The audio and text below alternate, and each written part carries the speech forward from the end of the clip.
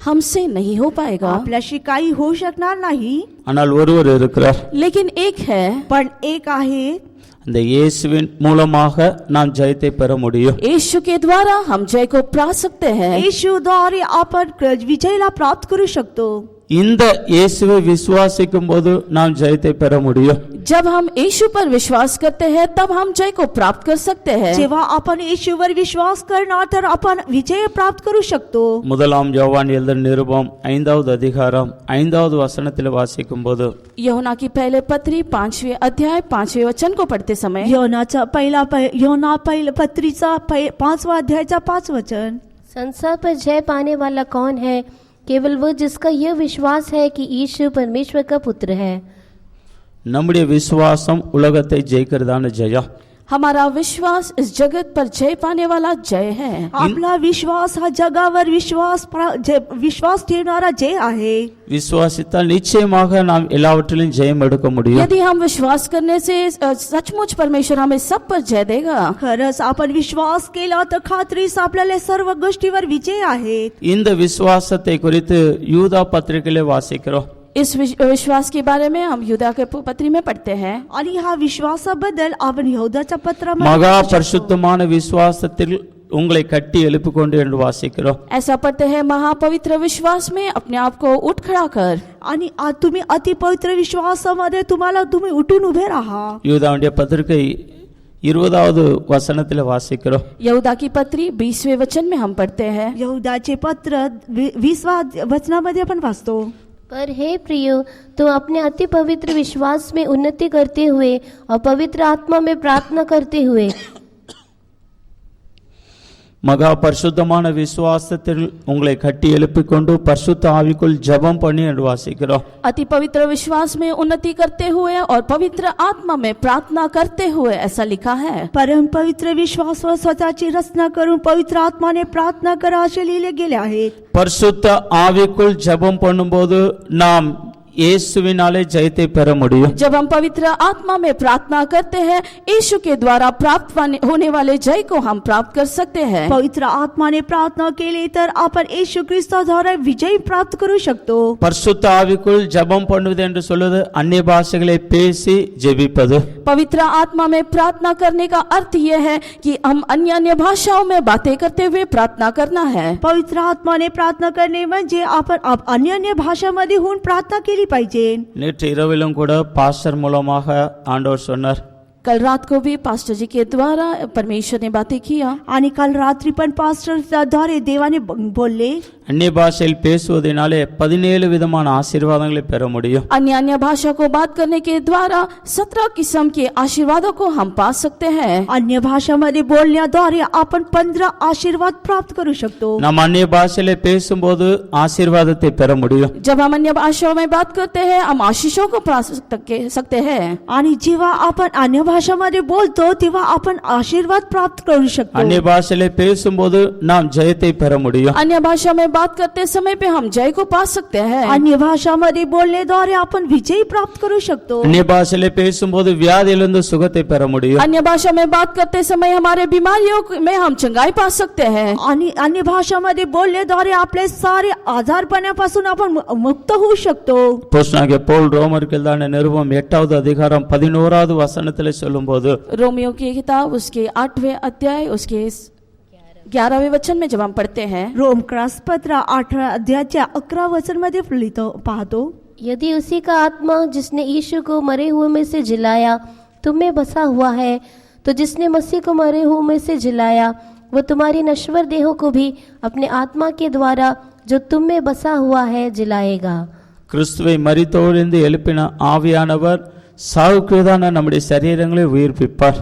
उसी आत्मा जिसने यीशु को मरे हुए में से जिलाया, वही आत्मा हमें भी जिला सकता है. आणि ज्या आत्माने येशूला मेल्यातून उठवले तीच आत्मा आपल्याला पण उठवले. அதனால நாம் பரிசுத்த ஆவிக்குள் நிரம்பி அந்நிய பாஷையின் மூலமாய் ஜெபிக்கிறவர்களாக இருந்தால் ஜெயம் எடுக்க முடியும். यदि हम पवित्र आत्मा में भरकर अन्य अन्य भाषा में बोलकर प्रार्थना करने वाले होकर दिखाई देंगे, तब हम जय को पा सकते हैं. जर आपण आत्म्यामध्ये भरून अन्य अन्य भाषामध्ये बोलून प्रार्थना केली तर आपण विजयी प्राप्त करू शकतो. அந்நிய பாஷையிலே பேசும்போது நாம் நம்மை விசுவாசத்திலே கட்டி எழுப்பப்பட முடியும். जब हम अन्य भाषा में बात करते हैं तो हम पवित्र विश्वास में उन्नति पा सकते हैं. जेव्हा आपण अन्य भाषामध्ये आत्मामध्ये प्रार्थना करू तेव्हा आपल्या विश्वासाला आपण रचू शकतो. பரிசுத்த ஆவிக்குள் நிரம்பி அந்நிய பாஷையிலே பேசி ஜெபிக்கும் போது கண்டிப்பாக நாம் எல்லா காரியத்திலும் ஜெயம் எடுக்க முடியும். पवित्र आत्मा में भरकर अन्य अन्य भाषाओं में बात करते हुए प्रार्थना करने से हम सारे बातों में जय पा सकते हैं. जर आत्म्यामध्ये भरून अन्य भाषामध्ये बोलून प्रार्थना केली तर खात्रीच आपल्यामध्ये विजयी होणार. கர்த்தருக்கு ஸ்தோத்திரம். परमेश्वर की स्तुति हो. देवाच्या नावाचा गौरव असो. யூதாவினுடைய பத்திரிகையில அந்த முதலாம் அதிகாரத்திலே 3வது வசனத்திலே வாசிக்கும் போது யூதா பத்திரிகை यूदा की पत्री उसका 3வது வசனம் 3रा वचन. युदाच्या पत्री 3रा वचन. हे प्रियो, जब मैं तुम्हें उस उद्धार के विषय में लिखने में अत्यंत परिश्रम से प्रयत्न कर रहा था जिसमें हम सब सहभागी हैं, तो मैंने तुम्हें यह समझाना आवश्यक जाना कि उस विश्वास के लिए पूरा यत्न करो जो पवित्र लोगों को एक ही बार सौंपा गया था. விசுவாசத்திற்காக தைரியமாய் போராட வேண்டும் என்று அங்கே அப்போஸ்தலனாகிய யூதா சொல்லுகிறார். यहूदा पेत्र कहता है विश्वास के लिए पूरा यत्न करो. आणि पौलुस म्हणत आहे विश्वासाचे समर्थन करण्यासाठी कटिबद्ध करा. விசுவாச சத்தியத்திற்காக தைரியமாய் போராடுவது, विश्वास के सच्चाई के लिए हम धैर्य के साथ लड़ाई करना है. आणि विश्वासासाठी आपण धैर्याने हिम्मतीने त्याचा सामना केली पाहिजे. கர்த்தர் நமக்கு வெளிப்படுத்தின அந்த சத்தியத்திற்காக போராடும் போது நாம் ஜெயம் எடுக்க முடியும். जब परमेश्वर ने जो सच्चाई हमें प्रकट करके दिया है उसके लिए जब हम लड़ते हैं हम जय को पा सकते हैं. आणि जी सत्य देवाने आपल्याला प्रगट केली त्याच्यासाठी आपण संघर्ष केलं तर ती आपल्या सोबत राहून विजय देतो. தானியேல் புத்தகம் 3வது அதிகாரம் 6வது அதிகாரத்திலே வாசிக்கும் போது दानियल की पुस्तक 2 अध्याय 6वें वचन में जब हम पढ़ते हैं, दानियेलचे पुस्तक 2 अध्यायाचे 6 वचन. தானியேல் புத்தகம் 3வது அதிகாரம் 6வது அதிகாரம் ரெண்டையும் வாசிக்கும் போது दानियल की पुस्तक 3 अध्याय और 6वें अध्याय को पूरी रीति से पढ़ते समय जेव्हा आपण दानियेलचे पुस्तक 3 अध्यायाने 6 अध्याय पूर्ण वाचले तर அங்கே வாலிபர்கள் சத்தியத்திற்காக தைரியமாய் போராடினார்கள். वहाँ पर युवक लोगों ने बहुत धैर्य के साथ उन्होंने लड़ाई किया. आणि तिकडे तरुण लोक सत्यासाठी खूप हिमतीनं लढले. சத்ராக் மேஷாக் அபேத்நேகோ தானியேல் இவர்கள் எல்லாரும் சத்தியத்திற்காக போராடினார்கள். शद्रक, मेशक और अबेदनगो और दानियल, इन लोगों ने सच्चाई के लिए लड़ाई किया. शद्रक, मेशक, अभिज्ञो आणि दानियल त्या सत्यासाठी त्यांनी संघर्ष केले. ஆனபடினாலே ஜெயத்தை பெற்றார்கள். इस कारण से उन्होंने जय को प्राप्त किया. म्हणून त्यांनी विजयाना प्राप्त केले. அவர்களுக்கு அந்த நாளிலே வெளிப்படுத்தப்பட்டதான சத்தியத்திற்காக போராடினார்கள். उन दिनों में जो प्रकट किया जाने वाला सच्चाई के लिए उन्होंने लड़ाई किया. आणि त्या दिवसामध्ये जे सत्य त्यांना प्रगट केले होते त्यासाठी त्यांनी लढले. இந்த நாட்களிலும் கர்த்தர் நமக்கு வெளிப்படுத்தி தந்திருக்கான அந்த சத்தியத்திற்காக போராடுவோமாக. इन दिनों में भी जो परमेश्वर सच्चाई हमें प्रकट करके देता है उसके लिए आइए हम लड़े या संघर्ष करें. म्हणून त्या दिवसामध्ये जे सत्य आपल्याला देव प्रगट करून देतो त्या सत्यासाठी आपण ही संघर्ष करूया. மற்ற சபையாருக்கு இல்லாதான மேன்மையான உபதேச சத்தியங்களை கர்த்தர் நமக்கு தந்திருக்கிறார். बाकी सभाओं में नहीं ऐसा एक उत्तम एक उपदेश परमेश्वर ने हमें दिया है. इतर सभेमध्ये मंडळीमध्ये सत्य नाही तीच सत्य आपल्याला देवाने प्रगट करून दिले आहे. மற்ற ஜனங்களிலிருந்து நாம் வேறுபட்டு ஜீவிக்கும்படியான உபதேசத்தை கர்த்தர் தந்திருக்கிறார். ताकि हम दूसरे लोगों से अलगाव का एक जीवन बिताए, इस कारण से परमेश्वर ने इस सच्चाई को हमारे लिए प्रकट करके दिया है. म्हणून आपण जगापासून वेगळे होऊन अलिप्त जीवन जगण्यासाठी हे देवाने आपल्याला सत्य प्रगट करून दिले आहेत. இதற்காக நாம் தைரியமாய் நின்றால், इसीलिए यदि हम इसके लिए धैर्य से या हियाव के साथ खड़े रहने से जर याच्यासाठी आपण हिमतीनं उभे राहिले तर நிச்சயமாக நம்முடைய ஜீவியத்திலே ஜெயம் எடுக்க முடியும். निश्चय हमारे जीवन में जय को हम प्राप्त कर सकते हैं. खात्रीस आपल्या जीवनामध्ये आपण विजयाला प्राप्त करू शकणार. இந்த கன்வென்ஷனை கூட நான் ஜெயமாக முடிக்க முடியும். इस सम्मेलन को भी जय के साथ हम समाप्त कर सकते हैं. आणि हे संमेलनाला सुद्धा आपण विजयाने समाप्त करू शकतो. கர்த்தர் நம்ம எல்லாருக்கும் உதவி செய்வாராக. परमेश्वर हम सबको मदद करे। परमेश्वर आपल्या सगळ्यांची मदत करो. விசுவாசத்திலே நம்மை பலப்படுத்துவாராக. विश्वास में हमें बलवंत करे. विश्वासामध्ये आपल्याला बळवंत करूया. பரிசுத்த ஆவிக்குள் நிரம்பி அந்நிய பாஷையிலே பேசி ஜெபிப்போமாக. पवित्र आत्मा में भरकर अन्य अन्य भाषा में आइए हम प्रार्थना करें. पवित्र आत्माने भरून अन्य भाषा बोलून प्रार्थना करूया. ஆண்டவருக்கு ஸ்தோத்திரம். परमेश्वर की स्तुति हो. देवाचा धन्यवाद असो. दूसरे இயேசுவினாலே நாம் ஜெயத்தை பெற்றுக்கொள்ள வேண்டும் என்றால் यदि हम यीशु के द्वारा जय पाना चाहते हैं तो यीशु ख्रिस्ताद्वारे जय प्राप्त करणे म्हणजे மறுபடியும் நாம் பிறந்தவர்களாக இருக்க வேண்டும். हम फिर से जन्म लेना चाहिए. पुन्हा एकदा आपण जन्म घेतला पाहिजे. தேவனாலே பிறந்தவர்களாக இருக்க வேண்டும். हम परमेश्वर के द्वारा जन्म लिए हुए दिखाई देना चाहिए. आपण परमेश्वराद्वारे जन्म घेतले गेले पाहिजे. முதலாம் யோவான் 5வது அதிகாரம் 4வது வசனத்திலே வாசிக்கும்போது पहला यूहन्ना 5वां अध्याय 4 वचन में हम पढ़ते हैं. पहिला योनाचं पत्र 5वा अध्यायाचं 4 वचन. क्योंकि जो कुछ परमेश्वर से उत्पन्न हुआ है वह संसार पर जय प्राप्त करता है, और वो विजय जिसने संसार पर जय प्राप्त होती है हमारा विश्वास है. தேவனாலே நாம் மறுபடியும் பிறந்தவர்களாக இருந்தால் यदि நிச்சயமாய் ஜெயிக்க முடியும். यदि हम परमेश्वर के द्वारा फिर से उत्पन्न हुए रहते हैं इस संसार पे हम जय पा सकते हैं. कारण जी काही देवापासून जन्मलेले आहे ते जगावर विजय मिळवतो. தேவனாலே பிறப்பது என்று சொல்வது परमेश्वर के द्वारा उत्पन्न होना इसका अर्थ देवापासून जन्म घेतले याचा अर्थ ஞானஸ்தானம் எடுப்பது பரிசுத்தாவின் அபிஷேகத்தை பெற்றுக்கொள்வதை நமக்கு விளக்குகிறது. पानी का बपतिस्मा लेना, पवित्र आत्मा का अभिषेक पाना ये अनिवार्य है. आणि बपतिस्मा घेणे आणि पवित्र आत्मा प्राप्त करणे हे निश्चित आहे.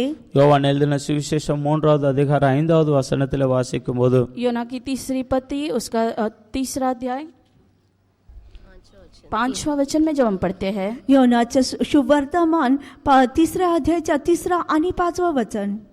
यीशु ने उत्तर दिया, मैं तुझसे सच सच कहता हूँ, जब तक कोई मनुष्य जल और आत्मा से न जन्मे तो वह परमेश्वर के राज्य में प्रवेश नहीं कर सकता.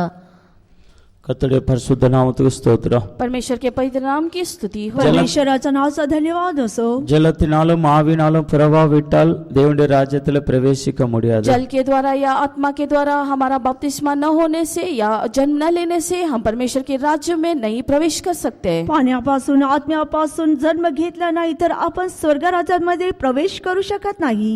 இங்கே இருக்கிற எல்லாரும் கூட ஞானஸ்தானம் பெற்றவர்கள் தான். यहाँ पे रहने वाले सभी लोगों ने बपतिस्मा लिया है. आणि इकडे राहणारे सर्व लोकांनी बपतिस्मा घेतले आहेत. अनेकर பரிசுத்தாவின் அபிஷேகத்தை பெற்றுக்கொண்டவர்கள் தான். बहुत सारे लोगों ने पवित्र आत्मा का अभिषेक पाया है. पुष्कळ लोकांनी पवित्र आत्माचा अभिषेक प्राप्त केला आहेत. இயேசுவின் பெற்றதான அந்த ஜெயத்தை நம்முடைய ஜீவியத்திலே சில சந்தர்ப்பத்தில் பெற முடியாமல் போராடுகிறோம். लेकिन हमारे जीवन में जो जय यीशु ने पाया उसको पाने के लिए हम संघर्ष या लड़ाई करते हैं. पण जी विजय येशू ख्रिस्ताने प्राप्त केली ती आपल्या जीवन प्राप्त करण्यासाठी आपण संघर्ष करीत आहोत. நாம் தேவனால பிறந்திருக்கிறோம். हम परमेश्वर के द्वारा उत्पन्न की या जन्म लिए हैं. आपण देवापासून जन्म घेतले गेले, निर्माण केले गेले आहोत. அந்த அனுபவத்தை நாம் தொடர்ந்து பாதுகாத்துக் கொள்ளும்போது ஜெயிக்க முடியும். यदि हम उस अनुभव को अपने जीवन में संभालते हैं, रखवाली करते हैं, तब जाकर हम जय को पा सकते हैं. आणि ती अनुभवाला आपल्या जीवनात आपण स्वतः सांभाळून ठेवलं तर आपण विजय प्राप्त करू शकतो. முதலாம் யோவான்ல நான் வாசிக்கும்போது पहले यूहन्ना में जब हम पढ़ते हैं पहिला योनामध्ये जब आपण वाचतो தேவனாலே பிறந்தவர்கள் பாவம் செய்ய மாட்டார்கள் என்று வாசிக்கிறோம். परमेश्वर के द्वारा उत्पन्न किए गए लोग पाप नहीं करेंगे. आणि जी कोणी देवापासून जन्मले ते पाप करीत नाही. முதலாம் யோவான் எழுதின நிருபம் 3வது அதிகாரம் 9வது வசனத்திலே வாசிக்கும்போது पहला यूहन्ना 3रा अध्याय 19वें वचन जब हम पढ़ते हैं पहिला योना 3ऱ्या अध्यायाचं 9 वचन मध्ये जेव्हा आपण वाचतो जो कोई परमेश्वर से जन्मा है वो पाप नहीं करता, क्योंकि उसका बीज उसमें बना रहता है, और वो पाप कर नहीं सकता क्योंकि परमेश्वर से जन्मा है. கர்த்தருக்கு ஸ்தோத்திரம். परमेश्वर की स्तुति हो. देवाच्या नावाचा धन्यवाद असो. பாவம் என்று சொல்லும்போது पाप कहने से पाप म्हटले तर அதற்கு எத்தனையோ விதமான காரணங்கள் சொல்லப்பட்டிருக்கிறது. बहुत सारे कारण उसके लिए दिए गए हैं. त्याचे खूप सारे कारण दिले गेले आहेत. பாவம் என்று சொல்லுதான வார்த்தைக்கு ஏறக்குறைய 47 அனுபவங்கள் சொல்லப்பட்டிருக்கிறது. जो पाप के लिए है 48 ऐसे अर्थ दिए गए हैं। आणि पापाचे 48 अर्थ दिले गेले आहे. நம்முடைய வேத புஸ்தகத்தில் வாசிக்கும் போது हमारे पवित्र शास्त्र में जब हम पढ़ते हैं, जेव्हा आपल्या पवित्र शास्त्रामध्ये आपण वाचतो, பாவத்திற்கு ஏறக்குறைய 147 காரியங்கள் சொல்லப்பட்டு இருக்கிறது. पाप के लिए 144 ऐसे बातें लिखी गई है आणि पापासाठी 144 असे अर्थ दिले गेले आहे. முக்கியமான ஒன்று, एक मुख्य बात कहने से आणि एक मुख्य गोष्ट म्हटले तर தேவனை விட்டு தூரம் செல்வதுதான் பாவம். परमेश्वर से दूर हो जाना यही पाप है. परमेश्वरापासून दूर होणे हेच पाप आहे. ஆதி மனிதன் பாவம் செய்த பிற்பாடு அவன் தேவனிடத்திலிருந்து தூரமாக அனுப்பப்பட்டான். आदि का मानव उसने पाप करने के पश्चात परमेश्वर से वो दूर हो गया. आधी जे मानव होता तो पाप केला म्हणून तो देवापासून दूर गेला. ஏதேன் தோட்டத்திலிருந்து அவன் துரத்தி விடப்பட்டான். आदम के वाटिका से उसे दूर किया गया. आदमच्या वागेमधून त्याला दूर केले गेले. தேவனுக்கும் மனிதனுக்கும் தான் அந்த தொடர்பு துண்டிக்கப்பட்டது. परमेश्वर और मनुष्य के बीच में रहने वाला वो संबंध वो टूट गया. देवामध्ये आणि मनुष्यामध्ये ते संबंध होते ते दूर होऊन गेले. இன்றைக்கு நாம் எப்படி இருக்கிறோம்? आज हम कैसे हैं? आज आपण कशी आहोत? மறுபடியும் பிறந்தவர்கள் தான். फिर से हमने जन्म लिया, ये सही बात पुन्हा है. एकदा आपण जन्म घेतले आहोत. தேவனுக்கும் நமக்கும் இருந்தான தொடர்பு எப்படி இருக்கிறது? परमेश्वर और हमारे बीच में रहने वाला संबंध वो कैसा है? आपल्यामध्ये आणि देवामध्ये ते संबंध कशा प्रकारे आहेत? இன்றைக்கு தேவ ஜனங்களை தேவனை விட்டு பிரிக்கிறதான ஒரு பெரிய காரியம் இருக்கிறது. परमेश्वर से दूर जाने वाला, एक अलग रहने वाला एक बात, एक बहुत बड़ा बात है. आणि देवापासून दूर होणे हे एक मोठी गोष्ट आहे. என்னன்னு தெரியுமா? ये क्या बात है? आणि ती काय माहिती? ஃபோன் துவாரா மொபைல் ஃபோன் மூலமாக நாம் தேவனோடு இருந்தான அந்த தொடர்பை விட்டு விடுகிறோம். मोबाइल फोन के द्वारा हम परमेश्वर के साथ रहने वाले संबंध को छोड़ देते हैं. आणि मोबाईल मध्ये संपर्क करण्याद्वारे आपण देवापासून दूर होऊन दिसत आहोत. உண்மையா? क्या ये सच है? आणि हे खरं आहे काय? காலையில் கூட்டத்துக்கு வர முடியாது பைபிள் வாசிச்சுட்டு வந்தோமா? आप पवित्र शास्त्र के अध्ययन में आने से पहले क्या आपने पवित्र शास्त्र पढ़ा? या शास्त्र अभ्यासामध्ये येण्याच्या पूर्वी का तुम्ही बायबल वाचले काय? பைபிள் வாசிக்கிறோம்ல, காலையில் எழுந்த உடனே ஃபோன் பார்க்குறோம். या हम बाइबल पढ़ने के बजाय हम अपने मोबाइल को देखते हैं. आणि शास्त्र वाचण्याच्या ऐवजी आपण ते मोबाईल बघत राहतो. ஃபோன் யூஸ் பண்ண வேண்டாம்னு சொல்ல. मैं ऐसा नहीं कह रहा हूँ कि आप फोन ये इस्तेमाल ना करें. मी असं म्हणत नाही तुम्ही ते मोबाईल वापरू नका. உலகத்தில் தான் இருக்கிறீர்கள். हम जगत में ही रहते हैं, ये सही बात है. आणि तुम्ही जगामध्ये राहता हे खरी गोष्ट आहे. வேலை செய்வதற்கு ஃபோன் வேண்டும். आप काम करने के लिए ये मोबाइल जरूरत है. आणि तुम्ही काम करताना तुम्हाला मोबाईलची गरज आहे. இப்போ எத்தனையோ காரியத்திற்கு ஃபோன் உபயோகிக்க வேண்டும். बहुत सारी बातों के लिए इस मोबाइल का इस्तेमाल होता है. आणि खूप साऱ्या गोष्टीसाठी हे मोबाईलचा वापर होत आहे. இது நம்மை தேவனை விட்டு பிரிக்காதபடி பாதுகாத்து கொண்டால், परमेश्वर से हमें ये अलग ना करे, इसकी रखवाली अगर करने से, जर हा देवापासून आपल्याला वेगळं न करता ज्याची आपण राखण केली तर நிச்சயமாக நான் ஜெயிக்க முடியும். निश्चय हम जय प्राप्त कर सकते हैं. खात्रीस आपण विजयी मिळवू शकतो. கர்த்தருடைய பரிசுத்த நாமத்திற்கு ஸ்தோத்திரம். परमेश्वर के पवित्र नाम की स्तुति हो. परमेश्वराचा पवित्र नावाचा धन्यवाद असो. இப்போ இருக்குதான ஃபோனுக்கெல்லாம் ஆண்ட்ராய்டு ஃபோன் என்று சொல்வார்கள். आजकल आने वाले सारे मोबाइल्स एंड्रॉइड फोन्स है. आणि आता येणारे सर्व फोन मध्ये ते हँडचा फोन आहे. ஆண்ட்ராய்டு என்றதான அந்த வார்த்தையின் ஒரு அர்த்தம் என்னவென்றால், एंड्रॉइड इस शब्द का अर्थ क्या है? अँड्रॉइड याचा अर्थ काय आहे? நம்முடைய பாதையிலே முன்பாக இருக்கிறதான ஒரு தடையை காண்பிக்கிறது. हमारे मार्ग में रहने वाला एक अड़चन को वो दिखाता है. आपल्या मार्गात राहणारे एक अडखळ्याला दाखवत आहे. வானவெளியிலே பார்க்கும்போது, வானத்தை பார்க்கும்போது, जब आप आकाश को देखते हैं, जेव्हा आपण आकाशाकडे पाहतो, ஆஸ்ட்ரான் आणि சொல்வார்கள். एस्ट्रोनॉइड करके कहते हैं. आणि त्याला ॲस्ट्रोनॉइड असं म्हटले जातात. வான மண்டலத்தில்தான விண்கற்கள், ये ब्रह्मांड में रहने वाले सारे जो तारे हैं, आणि ते आकाशामध्ये राहणारे ब्रह्मांडमध्ये राहणारे सर्व तारे आहेत. சில சந்தர்ப்பத்தில் இந்த விண்கற்கள் பூமியின் மேலே வந்து விழுகிறது. कई संदर्भ में ये जो तारे हैं पृथ्वी पर आकर गिर पड़ते हैं. काही वेळामध्ये ते तारे पृथ्वीवर येऊन पडून जातात. தடையாக இருக்கிறது, தடையாக இருக்கிறது.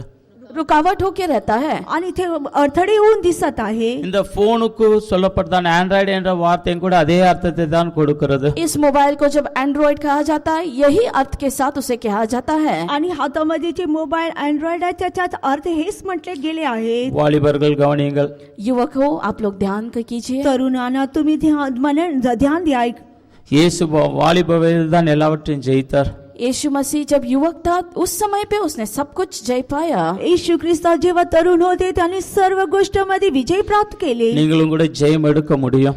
आप भी जय प्राप्त कर सकते हैं। तुम्ही पण विजय प्राप्त करू शकता. தேவனோடு நல்ல ஐக்கியம் கொள்ளும்போது ஜெயிக்க முடியும். जब हम परमेश्वर के साथ अच्छा संबंध रखते हैं या एक हो जाते हैं तब हम जय को प्राप्त कर सकते हैं। जेव्हा तुम्ही देवासोबत एक चांगले सहवास आणि संबंध ठेवता तेव्हा तुम्ही विजय प्राप्त करू शकणार. நம்மை தேவனை விட்டு பிரிப்பதற்கு சாத்தான் உபயோகிக்கதான ஒரு आयुधम தான் இந்த मोबाइल फोन. ये जो मोबाइल फोन है परमेश्वर से हमें दूर करने के लिए शैतान इस्तेमाल करने वाला एक हथियार है. आपल्याला देवापासून वेगळे आणि दूर करणारे एक शैतानचा हथियार म्हणजे ते हेच मोबाईल आहे. கர்த்தருடைய பரிசுத்த நாமத்துக்கு ஸ்தோத்திரம். परमेश्वर के पवित्र नाम की स्तुति हो. देवाचा पवित्र नावाचा धन्यवाद असो. தேவனோடு உள்ள உறவை பாதுகாத்துக் கொள்ளுவர்கள் தான் தேவனாலே பிறந்தவர்கள். जो परमेश्वर के साथ संबंध को बनाए रखते हैं वही परमेश्वर के द्वारा जन्म लिए गए हैं. आणि देवापासून चांगले संबंध ठेवतो तीच देवापासून जन्मले गेले आहे. கர்த்தருக்கு ஸ்தோத்திரம். परमेश्वर की स्तुति हो. देवाचा नावाचा धन्यवाद असो. கர்த்தர் நமக்கு உதவி செய்வாராக. परमेश्वर हमारी मदद करे. देव आपली मदत करो. தேவனோடு கூட நாம் கிட்ட சேர்வோமாக. आइए हम परमेश्वर के निकट हो ले. या आपण देवाजवळ येऊन जा. தேவனோடு கூட இருக்குதான உறவிற்கு நாம் முக்கியத்துவம் கொடுப்போமாக. हमारे और परमेश्वर के बीच में रहने वाले संबंध को हम महत्व दे. आपल्यामध्ये आणि देवामध्ये राहणारे ते संबंधाला आपण महत्व मुख्यता देऊया. நம்மை தேவனோடு கூட கிட்டி சேர்ப்பதற்கு உதவி செய்வதுதான் இந்த பரிசுத்த வேதாகமம். ये पवित्र शास्त्र जो है वही एक बात है जो हमें और परमेश्वर को एक बनाता या संबंधित करता है. आणि हे शास्त्र अभियान म्हणजे आपल्याला आणि देवाला एक आणि एकामध्ये घेऊन येते तेच आहे. இந்த வேதத்திலேதான வசனங்கள் நம்முடைய மனதிலே இருந்தால் यदि पवित्र शास्त्र में रहने वाले वचन हमारे मन में रहने से जर शास्त्र मध्ये राहणारे वचन आपल्या मनात राहणार तर நாம் பாவம் செய்ய மாட்டோம். हम पाप नहीं करेंगे. आपण पाप करणार नाही. 119 சங்கீதத்திலே வாசிக்கிறோம். 119वें भजन में हम पढ़ते हैं. स्तोत्र संहिता 119 मध्ये आपण நான் वाचतो. உமக்கு விரோதமாய் பாவம் செய்யாதபடி உன்னுடைய வசனத்தை என் இருதயத்தில் வைத்து வைத்து मेरे मन में तेरे सारे व्यवस्था को मैंने रख लिया ताकि मैं पाप न करूं. तुझ्या विरोधामध्ये मी पाप न करू म्हणून तुझी सर्व व्यवस्था मी आपल्या मनात ठेवली आहे. 119 சங்கீதம் 11வது வசனம். 119वें भजन उसके 11वां वचन. स्तोत्र संहिता 119 11 वचन. मैंने तेरे वचन को अपने हृदय में रख छोड़ा है कि तेरे विरुद्ध पाप न करूं. தேவனுடைய வசனம் நம்முடைய இருதயத்தில் இருந்தால் ये परमेश्वर के वचन जब हमारे हृदय में रहेंगे तो जर देवाचे वचन आपल्या मनात राहणार तर நாம் பாவம் செய்ய மாட்டோம். हम पाप नहीं करेंगे. आपण पाप नाही करणार. பாவம் செய்யாமல் இருந்தால் தேவனாலே நாம் பிறந்தவர்களாக இருப்போம். यदि हम पाप नहीं करने से इसका अर्थ यह है कि हम परमेश्वर के द्वारा जन्म लिए गए हैं. जर आपण पाप केले नाही याचा अर्थ हेच आहे की आपण देवापासून जन्म घेतलेला आहोत. தேவனாலே பிறந்தவர்கள் நிச்சயமாக ஜெயிப்பார்கள். परमेश्वर के द्वारा उत्पन्न किए या जन्म लिए हुए हो लोग वे लोग निश्चय जय पाएंगे. आणि ते देवापासून जन्म घेतलेले लोक खात्रीच ते विजयला प्राप्त करणार. ஞானஸ்தானம் கூட நமக்கு இந்த அனுபவத்தை தான் தருகிறது. बपतिस्मा भी इसी अनुभव को हमें देता है. आणि बाप्तिस्मा पण हेच अनुभवला आपल्याला देत आहे. ரோமர்கள் நிருபம் 6வது அதிகாரத்திலே வாசிக்கிறோம். रोमियो 6वां अध्याय में हम पढ़ते हैं. रोमकरास पत्र 6वा अध्याय. நாம் அவரோடு கூட மரித்து அவரோடு கூட அடக்கம் பண்ணப்படுகிறோம். हम उसी के साथ मृत्यू करके हम उसी के साथ गाड़े गए हैं. आणि आपण त्यास मध्ये मरण पाहतो आणि त्यास मध्ये पुरले गेले आहोत. ஒரு புதிய சிருஷ்டியாக மாற்றப்படுகிறோம். एक नई सृष्टि होकर हमें बदल दिया गया एक है. नवीन सृष्टी होऊन आपण बदलून गेलो आहोत. எழுத்தின்படியா ஞானஸ்தானம் பெற்றுக்கொள்வது மாத்திரமல்ல, केवल बपतिस्मा पाना इतना ही नहीं. आणि बपतिस्मा घेतले हे केवळ एवढंच नाही. ஆவிக்குரிய பிரகாரமாக இயேசுவோடு கூட ஒன்றாக இணைக்கப்படுவோமாக. आत्मा के द्वारा यीशु के साथ हम एक हो जाए. आत्माद्वारे आपण देवासोबत एक होऊन जाऊया. அவருடைய வசனங்கள் நம்முடைய மனதிலே வைத்துக்கொண்டு தேவனோடு கூட ஒன்றாக்கப்படுவோமாக. उसके वचनों को अपने हृदय हृदय में रखते हुए आए हम परमेश्वर के साथ एक हो जाए। त्याच्या वचनाला आपल्या मनात ठेवून या आपण देवापासून एक होऊन जाऊ அவர் மூலமாக ஜெயத்தை பெற்றுக்கொள்வோமாக. उसके द्वारा आइए हम उस जय को प्राप्त करें आणि त्याद्वारे आपण विजयाला प्राप्त करूया. கர்த்தர் நமக்கு உதவி செய்வாராக. परमेश्वर हमारी मदद करे। परमेश्वर आपली मदत करो. நம்முடைய இயேசுவினாலே நமக்கு ஜெயம் உண்டாகிறது. हमारे यीशु के द्वारा हमें जय प्राप्त होता है। आपल्या येशू ख्रिस्ताद्वारे आपल्याला विजय होतो. இதை விசுவாசிக்கும் போது நாம் ஜெயிக்க முடியும். जब हम इस पर विश्वास करते हैं तब हम जय को पा सकते हैं। आणि जेव्हा यावर आपण विश्वास करतो तेव्हा आपण विजयाला प्राप्त करू शकतो. பரிசுத்த ஆவிக்குள்ளாக நிரம்பி அந்நிய பாஷையில பேசி ஜெபிக்கும் போது ஜெயம் எடுக்க முடியும். पवित्र आत्मा में भरकर अन्य अन्य भाषा में बातें करते हुए हम आत्मा में जब भरते हैं तब हम जय को पा सकते हैं। जेव्हा आत्माने भरून अन्य अन्य भाषामध्ये प्रार्थना केली तर आपण विजयाला प्राप्त करू शकतो. நமக்கு கர்த்தர் தந்தான இந்த உபதேசத்திற்காக தைரியமாய் நிற்கும் போது ஜெயம் எடுக்க முடியும். दिए हुए उपदेश जो परमेश्वर ने हमें दिया है उसके लिए हम हिम्मत के साथ खड़े रहने से तब हम जय को पा सकते हैं। परमेश्वरने आपल्याला दिलेले सत्यासाठी आपण हिमतीने उभे राहिले तर आपण विजयाला प्राप्त करू शकतो. தேவனாலே மறுபடியுமாய் பிறந்ததான அனுபவத்தை காத்து கொண்டால் ஜெயம் எடுக்க முடியும். यदि परमेश्वर के द्वारा उत्पन्न किया जाना या जन्म लिया इस अनुभव को रखवाली करने से हम जय को पा सकते हैं। देवापासून जन्म घेतलेले हे अनुभव सांभाळ केले तर आपण विजयाला प्राप्त करू शकतो. அவராலே பிறப்பது என்று சொல்வது அவரோடு கூட இறைந்திருக்குதான அவரோடு கூட ஒன்றாக்கப்படுதான அனுபவம். यदि उसके द्वारा जन्म लेना या उत्पन्न लेना इस अनुभव का अर्थ यह है कि उसके साथ संबंधित हो जाना या एक हो जाना। त्याच्यापासून जन्म घेतले त्याच्यापासून उत्पन्न करणे म्हणजेच की त्याच्या सोबत एक निकट संबंध ठेवणेच आहे. தேவனை விட்டு நம்மை பிரிக்கிற காரியத்திற்கு நாம் முற்றுப்புள்ளி வைப்போமாக. परमेश्वर से हमें दूर करने वाले बातों को हम जगह न दे। देवापासून दूर करण्याच्या गोष्टीला आपण जागा देऊ नये. தேவனை விட்டு பிரிக்கிறதான எந்த ஒரு காரியத்திற்கும் நான் இடம் கொடுக்க வேண்டாம். जो भी बात हमें परमेश्वर से दूर करती है उस बात के लिए हम जगह न दे। जी काही आपल्याला देवापासून वेगळे काही दूर करीतो त्या गोष्टीसाठी आपण जागा देऊ नये. மூன்றாவதாக तीसरी गोष्ट நாம் தேவனாலே அன்பு கூறப்படுகிறவர்களாக இருந்தால் ஜெயம் எடுக்க முடியும். यदि हम परमेश्वर से प्रेम रखने वाले होकर दिखाई देते हैं तब हम जय को पा सकते हैं। जर आपण देवाशी प्रीती केले तर सर्व गोष्टीवर आपण विजय प्राप्त करू शकतो. ரோமர்கள் நிருபம் 8வது அதிகாரம் 37வது வசனத்திலே வாசிக்கும் போது रोमियो 8वां अध्याय 27वां वचन 37वां वचन आणि रोमकरास पत्र 8वां अध्याय 37 वचन. परंतु इन सब बातों में हम उसके द्वारा जिसने हमसे प्रेम किया है जयवंत से भी बढ़कर है. நம்மிலே அன்பு கூறுகிறவராலே முற்றிலும் ஜெயம் கொள்ளுகிறவர்களாய் இருக்கிறோம். हमसे जिसने प्रेम किया है उसके द्वारा हम जयवंत से भी बढ़कर है. आणि ज्याने आपल्यावर प्रीती केली याच्या सर्व गोष्टी आपण त्या विजय प्राप्त करू शकतो. நம்முடைய இயேசு அன்புள்ளவர். हमारा परमेश्वर प्रेमी है. आपला देव हा प्रेम करणारा देव आहे. நம்முடைய தேவன் மனிதர்கள் எல்லாரையும் நேசிக்கிறவர். हमारा परमेश्वर पूरे मानव जाति से प्रीति रखता है. आणि आपला देव सर्व मानव जातीवर प्रेम करणारा देव आहे. விசேஷமாக நாம் அவரால் நேசிக்கப்படுகிறவர்களாக இருந்தால் ஜெயம் எடுக்க முடியும். विशेष करके यदि हम ऐसे व्यक्ति हैं जिस पर परमेश्वर प्रेम करता है तब हम जय को पा सकते हैं. आणि विशेष करून जेव्हा आपण देवावर प्रीती करतो तेव्हा आपल्याला सर्व गोष्टीमध्ये विजय देतो. நேற்றுக்கும் கூட இதை நாம் தியானித்திருந்தோம். कल भी हमने इसी पे ध्यान किया. आणि काल पण हम या गोष्टीचे आपण मनन केले होतं. எல்லாராலும் விரும்பப்படுகிறவர் எல்லாரையும் விரும்புகிறவர்.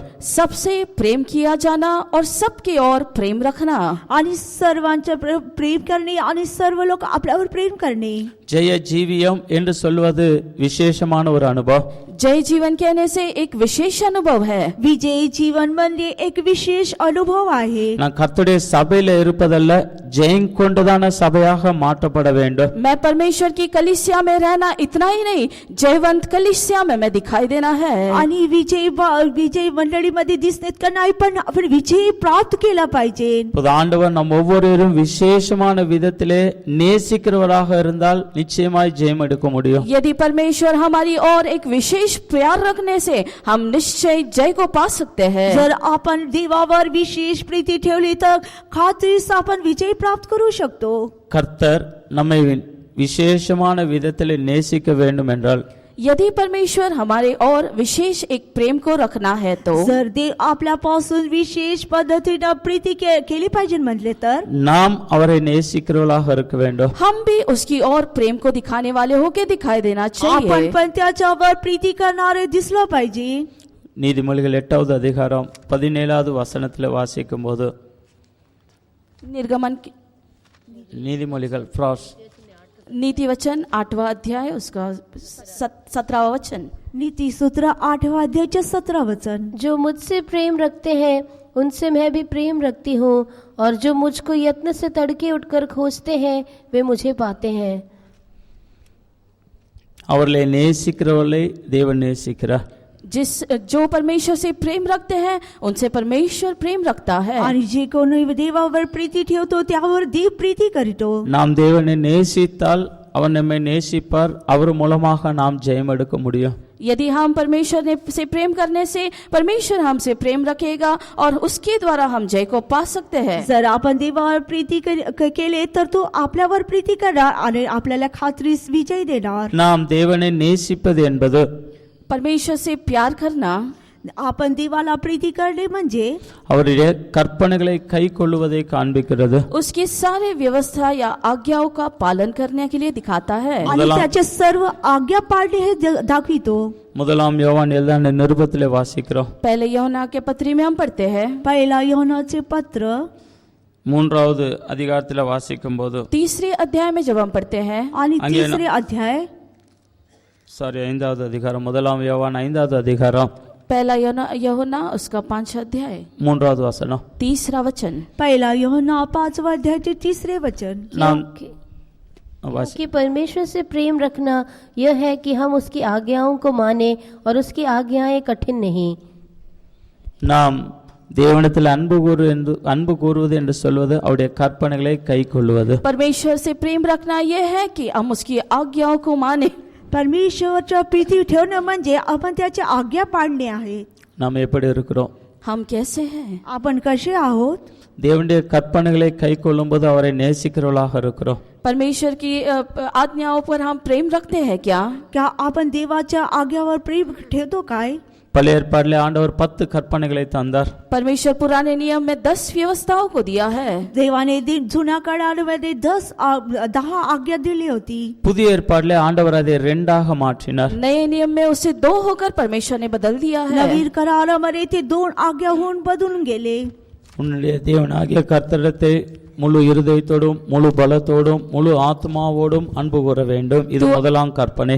पहला आज्ञा यह है तू अपने परमेश्वर से पूरे मन के साथ, पूरे शक्ति के साथ, पूरे बल के साथ उस पर प्रेम रखना. तू आपल्या देवाशी पूर्ण मनाने, पूर्ण शक्ती, पूर्ण बळाने त्याच्याशी प्रीती केली पाहिजे.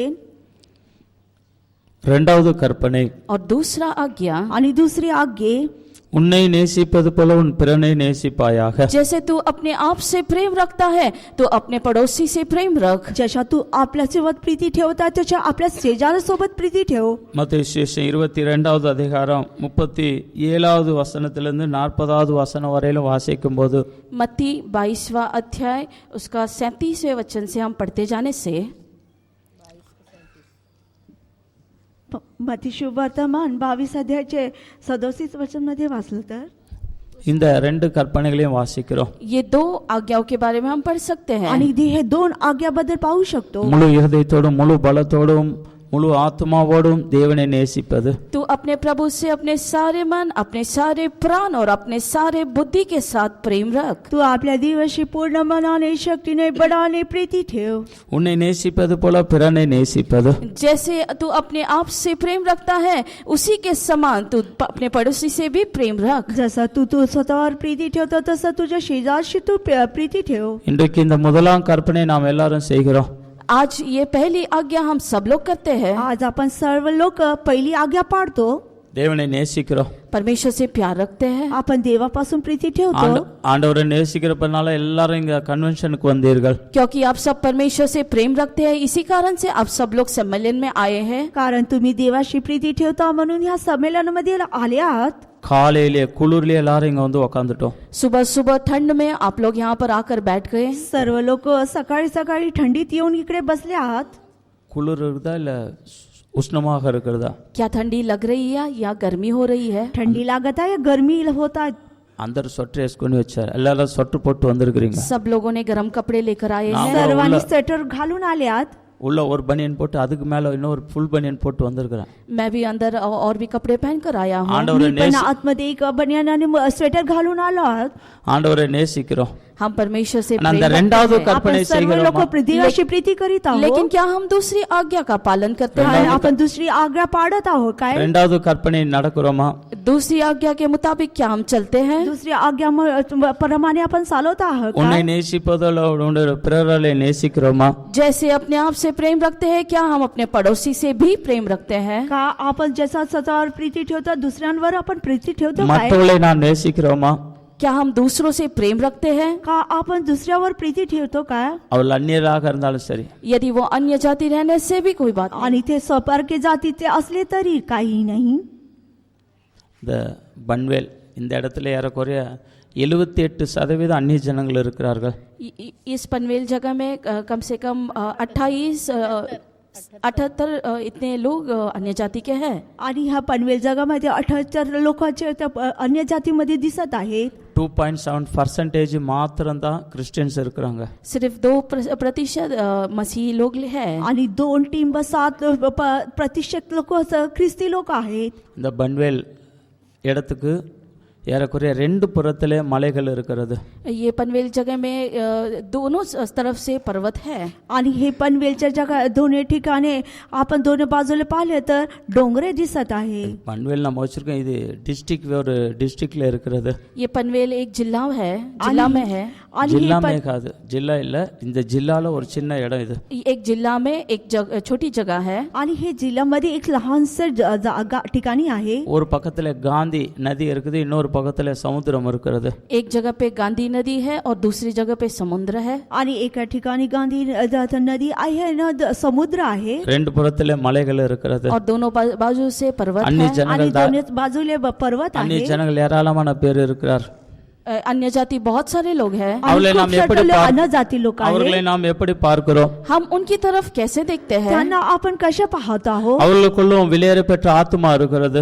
उनके बीच में भी बहुत सारी आत्माएं हैं। आणि त्याच्यामधूनही खूप झाले मौल्यवान आत्मा आहे. அவர்களும் பரலோகத்திற்கு வந்து சேர வேண்டும். वे लोग भी आकर स्वर्ग में मिल जाना है। आणि ते लोक येऊन स्वर्गात पोहोचले पाहिजे. இந்த अன்போடு நாம் இருந்தால் நிச்சயமாக ஜெயிக்க முடியும். इस प्रेम के साथ यदि हम रहने से निश्चय हम जय को पा सकते जर हैं। ह्याच प्रीतीने आपण दिसलं तर खात्रीस आपण विजयला प्राप्त करू शकतो. ஆதி சபையில அந்த அன்பு இருந்தது. आदि के कलीसिया में ऐसा एक प्रेम दिखाई दिया। आणि पहिल्याच्या मंडळीमध्ये हे प्रीती दिसत होते. பழைய விசுவாசிகள் எல்லாருக்கும் தெரியும். ये पुराने विश्वासियों को अच्छे से पता है। आणि जुन्या विश्वासांना सगळ्यांना चांगला माहिती आहे. அன்றைக்கு இருந்த அன்பு இன்றைக்கு சபையில இல்லை. उस दिनों में रहने वाला प्रेम आज के दिनों में हम नहीं देख पाते। आणि त्या दिवसामध्ये जी प्रीती होती त्या दिवसामध्ये आपण ते बघू शकत नाही. சபையிலும் கூட ஒருவர் நேசிப்பதில்லை. कलीसिया में भी एक दूसरे पर हम प्रेम नहीं रखते। आणि आधी मंडळीमध्ये पण आपण एक सोबत प्रीती ठेवत नाही. 6 நாட்கள்ல எந்த ஒரு கூட்டம் முடிந்தாலும் மற்றவருக்கு ஸ்தோத்திரம் சொல்லி அவர்களை கட்டிப்பிடித்து அன்பு முத்தம் கொடுத்து செல்வார்கள். पुराने दिनों में जब भी सभा समाप्त होती थी, एक दूसरे को प्रेज लॉर्ड ऐसा बोलकर एक दूसरे को चुम्बन देकर ही हम जाते थे। आणि पहिल्याच्या सभेमध्ये सभा संपल्यावर सगळ्यांना प्रेज लॉर्ड म्हणून त्यांचा गळा अलंकित करून मग ते परत जात होते. இப்போது आज के दिनों में पण आता पाहिले तर கூட்டம் முடித்தோன்னு போகிறதா நாம் கவனிக்கிறோம். आज सभा समाप्त होने के पश्चात हम जल्दी जाने के लिए सोचते हैं। आणि सभा संपल्यावर लवकर निघायचे हेच आपण वाट पाहत राहतो. ஒருவரை நேசிக்கிறவர்களாக இருப்போமாக. हम एक दूसरे पर प्रेम रखने वाले होके दिखाई दे। आपण एकमेकाशी प्रीती करणारे होऊन दिसलं पाहिजे. நிச்சயமாக நான் ஜெயிக்க முடியும். निश्चय हम जय को पा सकते हैं। तेव्हा खात्रीस आपण विजयला प्राप्त करू शकतो. ஆதி அன்பிற்குள்ளாய் திரும்பி வருவோமாக. आदि प्रेम में आइए हम एक हो जाए। या आपण पहिल्या प्रीतीमध्ये परत येऊया. கர்த்தர் நமக்கு உதவி செய்ய வேண்டும். परमेश्वर मेरी मदद करना है। देव आपली मदद करो. சபைக்குள் மாத்திரமல்ல, केवल कलीसिया में नहीं, फक्त मंडळीमध्येच नाही. நாம் காண்கிற ஒவ்வொருவரையும் நேசிப்போமாக. हम जिन किसी को भी देखते हैं उन सब पर प्रेम रखें। आणि जी कोणाला आपण पाहतो सगळ्यांवर आपण प्रीती ठेवूया. நாம் மற்றவர்களை நேசிக்காமல் இருந்தால் यदि हम दूसरों पर प्रेम रखते ऐसा रहने से जर आपण दुसऱ्यावर प्रीती नाही केली तर மனுஷ கொலை பாதகங்களாக இருக்கிறோம். மனிதர்களை கொல்லுகிறவர்களாக இருக்கிறோம். हम दूसरों को मारते या उनका खत लगाते, ऐसा होगा. आपण दुसऱ्याला घात करणारे होऊन दिसणार. முதலாம் யோவான் 3வது அதிகாரம் 15வது வசனத்தில் வாசிக்கிறோம். पहला यूहन्ना उसका 17वें वचन में हम पढ़ते हैं. तीसरा अध्याय 17वें वचन में हम पढ़ते हैं. पहिला योनाची पत्री 3रा अध्यायाच्या 17 वचन. முதலாம் யோவான் 4வது அதிகாரம் 20வது வசனத்தில் வாசிக்கிறோம். पहला यूहन्ना 5वां अध्याय 20वें वचन में पढ़ते हैं. पहिला योनाचा पत्री 5वा अध्यायाच्या 20 वचन मध्ये वाचतो. நாம் மற்றவர்களை நேசிக்கிறவர்களாக இருப்போமாக. हम दूसरों की ओर प्रीति दिखाने वाले होकर दिखाई दें. आपण दुसऱ्यावर प्रीती करणारे होऊन दिसले पाहिजे. தேவனை நேசிப்பது போல மற்றவர்களை நேசிக்கிறவர்களாக இருப்போமாக. जैसे हम परमेश्वर पे प्रेम रखते हैं वैसे ही हम दूसरों से प्रेम रखें. जशा आपण देवावर प्रीती ठेवतो तसं इतरांवर आपण प्रीती करूया. तो நிச்சயமா இயேசு பெற்றதான ஜெயத்தை நாமும் பெற முடியும். निश्चय जो यीशु ने जय को प्राप्त किया उसे हम भी पा सकते हैं. खात्रीस दे विजय येशू ख्रिस्ताने प्राप्त केले तेच विजय आपण प्राप्त करू ना. நம்மை சுற்றிலும் இருக்கிற ஜனங்கள் எப்படிப்பட்டவர்களாக இருந்தாலும் அவர்கள் மத்தியிலே நாம் ஜெயத்தை எடுக்க முடியும். हमारे इर्द गिर्द रहने वाले लोग कैसे भी क्यों ना हो, उनके मध्य में हम जय को पा सकते हैं. आपले चोहीकडून कसे प्रकारचे लोक असले तरी आपण विजय प्राप्त करू शकतो. தானியேல் புத்தகம் 6வது அதிகாரம் கடைசி வசனத்தில் வாசிக்கிறோம். दानियल की पुस्तक 6वें अध्याय उसके आखिरी वचन में हम पढ़ते हैं. दानियेलची पुस्तक 6वा अध्यायाच्या शेवटच्या वचनामध्ये आपण पाहतो. தரியு ராஜா கோரேஸ் ராஜாவுடைய காலத்திலே தானியேலுடைய காரியம் ஜெயமா இருந்தது. दरेश राजा कोरेश राजा इन दिनों में दानियल बहुत अच्छे से आगे बढ़ा. आणि दानियल खूप विजयाने जीवन संपवले. நாமும் கூட ஜெயம் எடுப்போமாக. हम भी जय को प्राप्त करें. आपण पण विजय प्राप्त करूया. எப்படிப்பட்ட காரியங்கள் இருந்தாலும் நமக்கு எல்லாம் प्रतिकूलமாக இருந்தாலும் நான் ஜெயம் எடுக்க முடியும். यदि कोई भी बात रहने से सब कुछ हमारे लिए प्रतिकूल होने से भी हम जय को प्राप्त करें. आणि जे काही आपल्यासाठी अनुकूल आहे ते प्रतिकूल होऊन बदलून जाणार. கர்த்தருக்கு ஸ்தோத்திரம். परमेश्वर की स्तुति. देवाचा धन्यवाद असो. आखिरी शेवटली நாம் பலவான்களாக இருந்தால் ஜெயிக்க முடியும். यदि हम बलवंत रहने से हम जय को प्राप्त कर सकते हैं. जर आपण बलवंत सामर्थ्य असले तर आपण विजय प्राप्त करू शकतो. முதலாம் யோவான் எழுதின நிருபம் 2வது அதிகாரம் 14வது வசனத்தில் வாசிக்கும்போது पहला यूहन्ना उसका 2रा अध्याय 14वें वचन में हम पढ़ते हैं. पहिला यूहन्नाचा पत्र 2रा अध्यायाचा 14 वचन. हे पितरों, मैंने तुम्हें इसलिए लिखा है कि जो आदि से है तुम्हें इससे जान गए हो. हे जवानों, मैंने तुम्हें इसलिए लिखा है कि तुम बलवंत हो और परमेश्वर का वचन तुम्हें बना रहता है और तुमने उस दुष्ट पर जय पाई है. கர்த்தருக்கு ஸ்தோத்திரம். परमेश्वर की स्तुति हो. देवाचा नावाचा धन्यवाद असो. இங்கே வாலிபர்களுக்கு அப்போஸ்தலனாகிய யோவான் சொல்லுகிறார். अपोस्तल यूहन्ना जो जवानों के बारे में कहता है. आणि संत पौलुस त्या तरुणाबद्दल असे म्हटले गेले आहे. நீங்கள் பலவான்களா இருக்கிறதினாலும் தேவ வசனம் உங்களில் நிலைத்திருக்கிறதினாலும் பொல்லாங்கனை ஜெயித்தீர்கள். तुम बलवंत हो और परमेश्वर का वचन तुम में बना रहता है, तुमने उस दुष्ट पर जय पाई. तुम्ही बलवान आहात, तुमच्या ठाई देवाचे वचन राहते आणि त्या दुष्टावर तुम्ही विजय केले आहे. பலசாலியாக இருந்தால் ஜெயிக்கலாம், ஆனம்னால நல்லா சாப்பிட்டு பலனடைஞ்சு ஜெயிக்கலாம் என்று சொல்வதல்ல. यदि हम बलवंत रहने से जय को पा सकते हैं, इसका अर्थ ये नहीं कि हम अच्छा खा पी ले और बल को प्राप्त करें. आणि विजय आम्ही चांगले बलवान होणं म्हणून हे नाही की आपण चांगले खाऊ पिऊ आणि चांगले तगडे होऊन विजय प्राप्त करणार. நல்லா மீன் முட்டை பால் கறி இதெல்லாம் சாப்பிட்டு பலனடைஞ்சா ஜெயிக்க முடியும் என்று சொல்லவில்லை. ऐसा मैं नहीं कहता हूँ. यदि आप मच्छी या दूध या सारी बातों को खाने से आप अच्छा बल को प्राप्त कर सकते हैं. मी असे म्हणत नाही तुम्ही चांगले दूध पिऊन अंड खाऊन सगळं खाऊन चांगलं बलवंत प्राप्त करून विजय प्राप्त करणार. சரீரத்திலே நாம் எல்லாம் பலனுள்ளவர்களாக இருந்தாலும் கூட ஆவிக்கிற விதமாய் ஜெயிக்க முடியாது.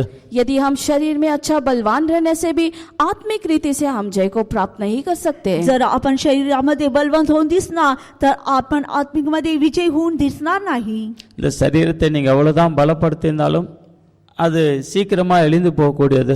यदि आप शरीर को कितना भी बलवंत करने से भी बहुत ही जल्द वो नाश हो जाएगा. आणि हे शरीराला तुम्ही किती बलवंत केले तरी एक दिवस ते नाश होणारच आहे. சரித்திரத்திலே பார்க்கும்போது जब आप शास्त्रों में देखते हैं, जेव्हा आपण शास्त्रामध्ये पाहतो சரீரத்தில் நல்ல பலன் உள்ளவர் எத்தனை பேர் தோல்வியை சந்தித்திருக்கிறார்கள். बहुत सारे लोग जो शरीर में बलवान थे वे लोग हार गए या पराजित हो गए. आणि शरीरामध्ये जे बलवंत होते ते सगळ्यांनी पराजय प्राप्त केले. சரீரத்தில் பலவீனமாய் இருந்தவர்கள் தான் இந்த உலகத்தை ஜெயித்திருக்கிறார்கள்.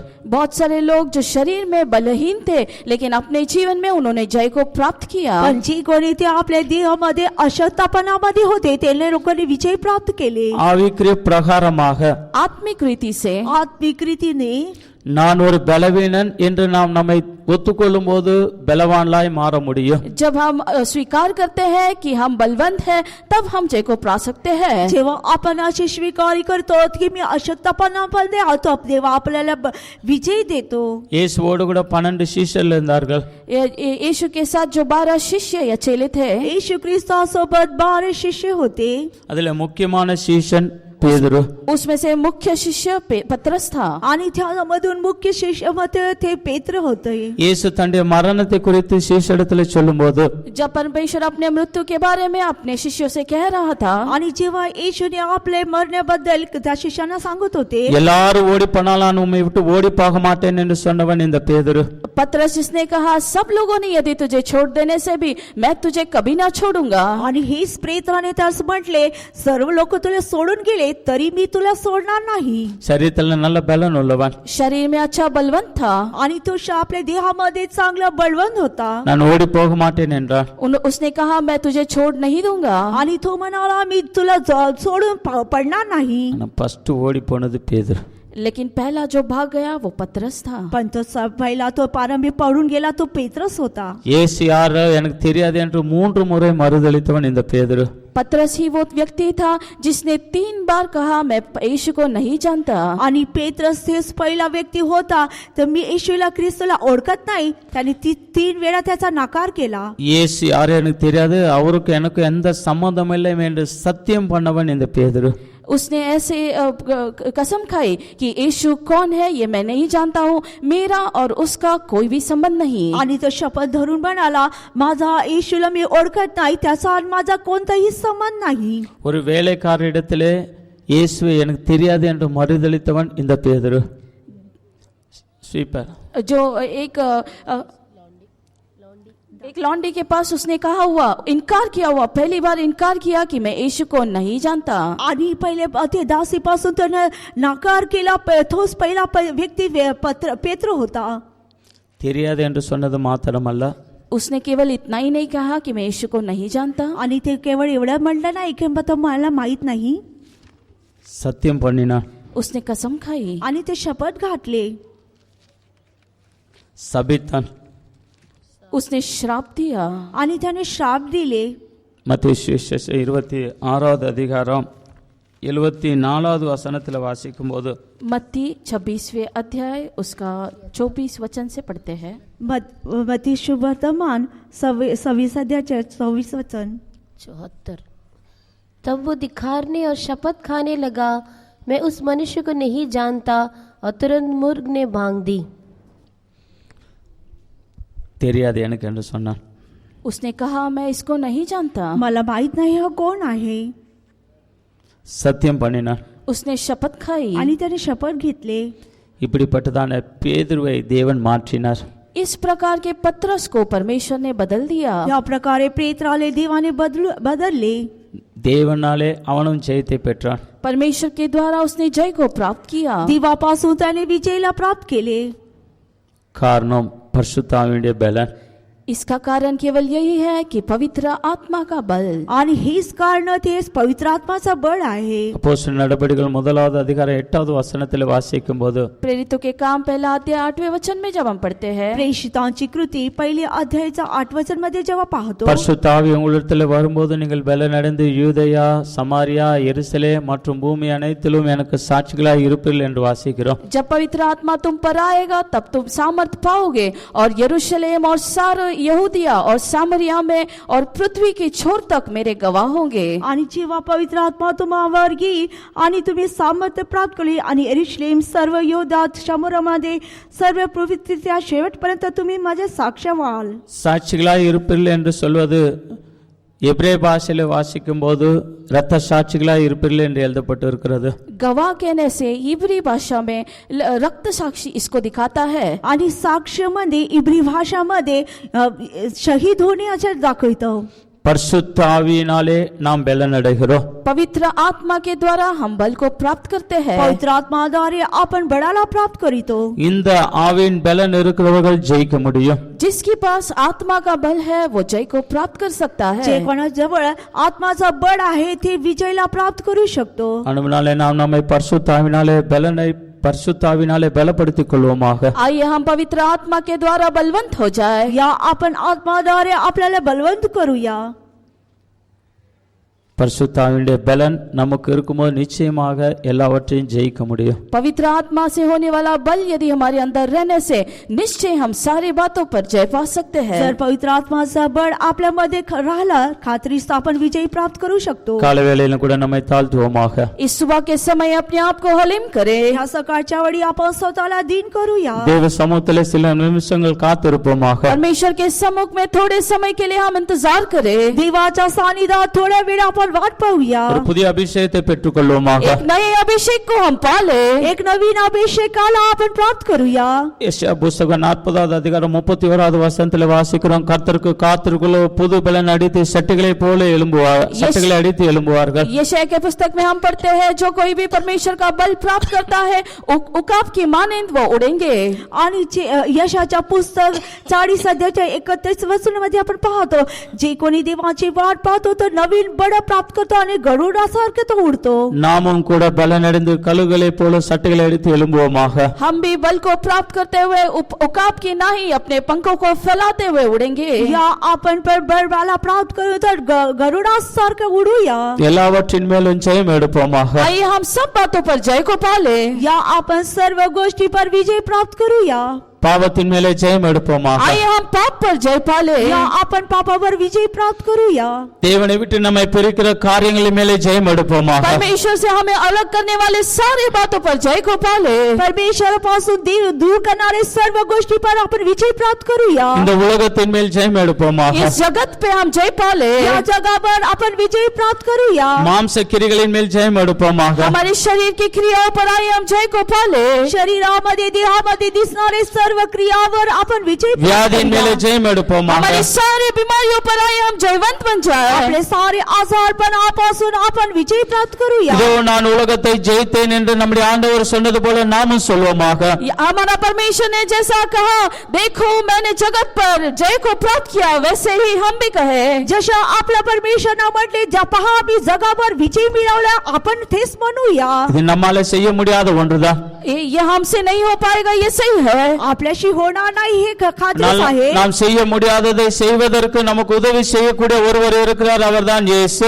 लेकिन जो हम नहीं कर सकते वो हमसे कराने के लिए एक ही इंसान जो बलवंत है वो हमारा यीशु मसीह है. आपल्याशी नाही होणार पण तो सर्व काही करणार तो आहे तो येशू ख्रिस्त आहे. எல்லாரும் கண்களை மூடுவோமாக. आइए हम अपनी आंखों को बंद करें. या आपली सर्वांनी आपले डोळे நம்முடைய வாயை திறந்து கேட்போமாக. अपने मुंह को खोलकर परमेश्वर से मांगे. आपल्याला आपले तोंड उघडून இயேசுவே உம்மை போல நானும் ஜெயிக்க வேண்டும் என்று கேட்போமாக. यीशु मैं तेरे समान जयवंत होना चाहता हूँ.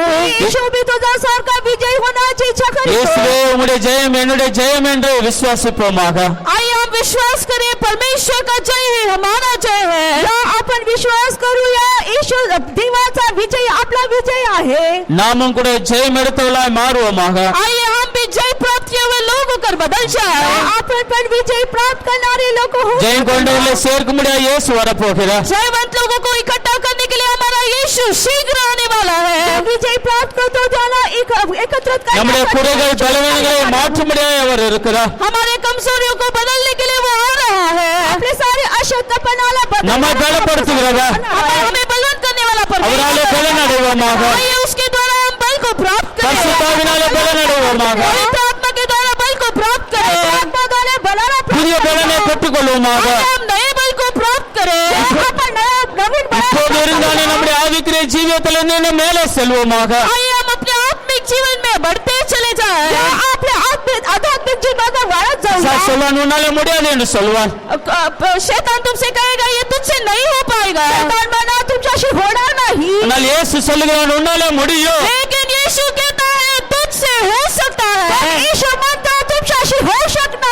நான் உலகத்தை ஜெயித்தவன் உன்னோடு கூட இருக்கிறேன். मैं जिसने संसार पर जय प्राप्त किया तेरे संग में हूँ. आणि ज्याने जगावर विजय प्राप्त केले मी तुमच्या सोबत आहे. இதை விசுவாசித்த அந்த இயேசுவின் மூலமாய் பலனை பெறுவோமாக. आइए हम यीशु मसीह पर विश्वास करते हुए उस बल को प्राप्त करें. आपण येशू ख्रिस्तावर विश्वास